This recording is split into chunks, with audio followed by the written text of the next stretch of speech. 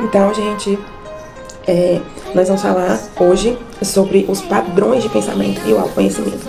O que é um padrão de pensamento?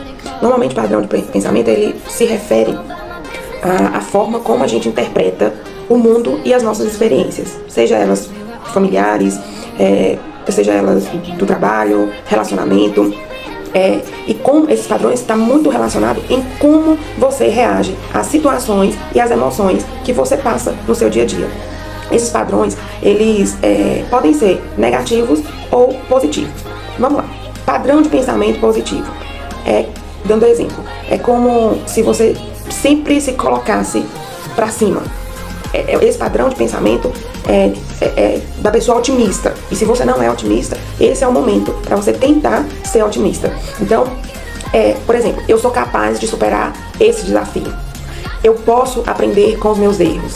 Esses pensamentos, quando você verbaliza, quando você mentaliza isso, então vai no seu momento de meditação e aí você começa a mentalizar isso. Gente, não tem nada a ver com lei de atração, tá? Isso aqui é padrões de pensamento. É você moldar as suas emoções. É você sair do lugar de pessimismo e ir pro lugar de otimismo. Pra você saber, aprender a lidar com seus erros e saber identificar suas emoções. Então, quando você estiver naquele momento de reflexão, que a gente já falou antes, de meditação, você colocar sempre esses pensamentos de que você é capaz, de que você vai vencer, de que você pode aprender com os seus erros, porque muita gente hoje deixa de tentar por medo de errar. É muito melhor você tentar e errar e aprender com o seu erro do que ficar parado, se martirizando. E se? Então, coloque pensamentos, tente gerar na sua mente esses pensamentos positivos, para você ser uma pessoa e para sua mente, suas emoções começarem a despejar os pensamentos negativos, absorver os positivos, e isso é comprovado cientificamente que essa questão dos pensamentos positivos, padrões de pensamentos positivos, promove muita confiança, autoconfiança e resiliência, porque o tempo inteiro você está tentando aprender com o seu erro ou você está sendo positivo mediante uma situação que você vai enfrentar, vai viver. E os negativos, Cris? Quais são os padrões negativos? Esses padrões negativos, eles são pensamentos intrusivos. Não é que você queira ter esse tipo de pensamento, mas aí as circunstâncias fazem com que você tenha esse padrão de pensamento, de ser pessimista. E é meio que automático. O negativo ele é muito mais automático do que o positivo. Leva a situações de ansiedade, baixa estima e muita depressão.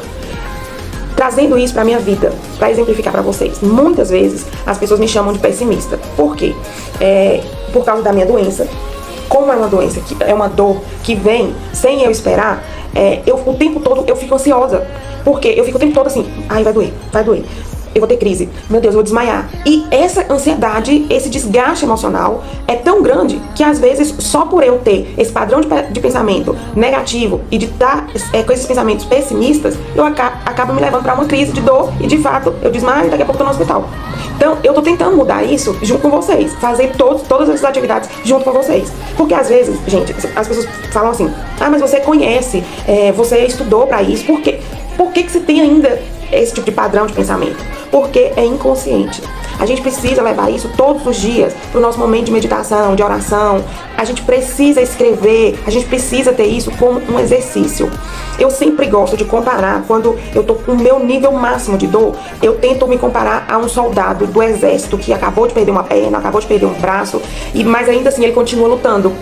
Ele não se deixa abater. Então, às vezes eu até assisto séries, leio livros, assisto filmes que falam sobre resistência, disciplina, porque se eu fizer só hoje esse exercício, amanhã eu vou estar de novo com os pensamentos intrusivos. Então, eu tenho que ficar o tempo inteiro, quando vem esse pensamento negativo de que vai dar tudo errado, de que eu não sou boa o suficiente para realizar minha profissão, que por causa da minha idade, o tempo passou, eu não vou conseguir realizar tal coisa. Então, isso tudo me leva para um lugar de desprezo de mim comigo mesma e de descrédito. Então, se eu não acredito em mim, como que eu vou querer que você acredite em mim? Entenderam? Então, isso é muito importante. Você sempre priorizar esses padrões de pensamentos positivos e recusar esses pensamentos intrusivos que são negativos. Então, faça isso diariamente. Porque se você não for constante nesse autoconhecimento, você vai acabar, uma hora ou outra, tendo qualquer um desses sintomas de depressão, de ansiedade generalizada, que hoje é o que mais acontece com pessoas entre 20 e 35 anos é uma idade que a gente é muito cobrado, então coloque isso na sua mente. Drene, coloque para fora os padrões negativos e cultive os padrões positivos todos os dias da sua vida, no seu momento de meditação. Quando você se torna consciente dos seus pensamentos automáticos, quando você consegue identificar esses pensamentos, eles vão ser ou úteis ou prejudiciais. Então, você precisa saber o que é o pensamento útil e qual é o pensamento destrutivo, para você poder dar asas à pessoa que existe aí dentro, que é capaz, que consegue, que aprendeu com os erros e que vai continuar aprendendo e que não vai desistir. O mais importante de tudo, gente, é não desistir. Agora nós vamos para o nosso exercício, nossos passos do exercício aqui de autoconhecimento e reestruturação de pensamentos. Nós vamos reestruturar os nossos pensamentos a partir de hoje, combinado? Número 1 é o registro desses pensamentos, é você escrever lá no seu diário. Lembra que a primeira atividade que a gente teve foi ter esse diário para fazer essas anotações? Então, você vai escrever esses pensamentos, as situações difíceis que você está passando, esses pensamentos que você tem, são baseados em quê?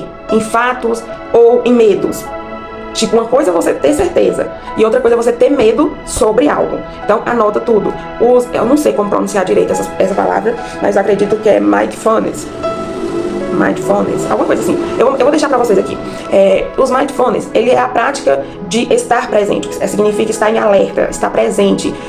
E ajuda muito você perceber os seus pensamentos sem você ter esse auto-julgamento. Permite você observar alguns padrões sem deixar ser dominado por eles. Por isso que eu indico que você faça esses exercícios no momento da terapia, para você poder escrever e você não se sentir mal por ter certo tipo de pensamento. Então escreve esses pensamentos que são os mindfulness. Falar nisso, pausa tempo aqui para uma coisa. Como eu estou estudando, eu tenho muito material legal que eu estou recebendo e estou buscando muito, pesquisando muito sobre isso tudo que a gente tem conversado, e eu estou pensando em fazer uma apostila sobre tudo isso e disponibilizar para vocês. Então, se vocês quiserem, já me manda mensagem aqui, porque se ninguém quiser, não tem por que eu fazer, né? Então, se você quer, se você está assistindo o vídeo, é porque você tem interesse, manda aqui, que aí eu vou fazer com tudo isso que a gente falou. Então, vamos lá. Terceiro, autorreflexão. Por exemplo, você acredita em si mesmo? Você é formado em quê? Qual que é a sua profissão? Qual que é a sua atividade diária? Ou mesmo que não seja, você gosta de cozinhar. Você confia em você? Você tem essa autoconfiança? Esse momento da autorreflexão é para você perguntar a você mesmo quais são suas limitações. O que pode ser desafiador para você?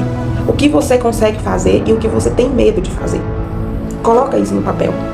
Gente, de verdade, anotem isso, porque a gente vai ter um resultado muito positivo.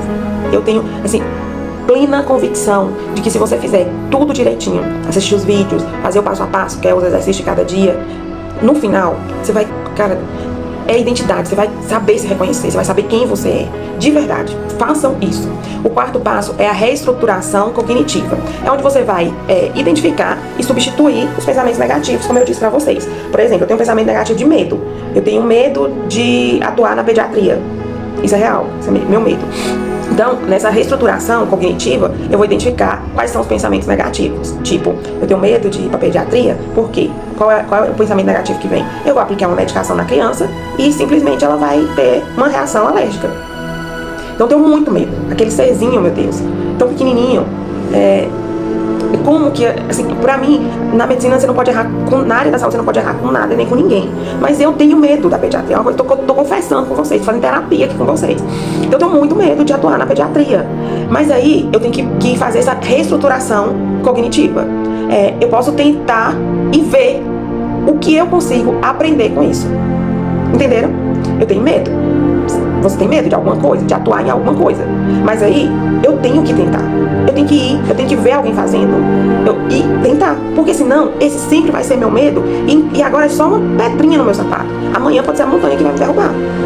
Vocês entendem como que é, tenso, como que a mente da gente é?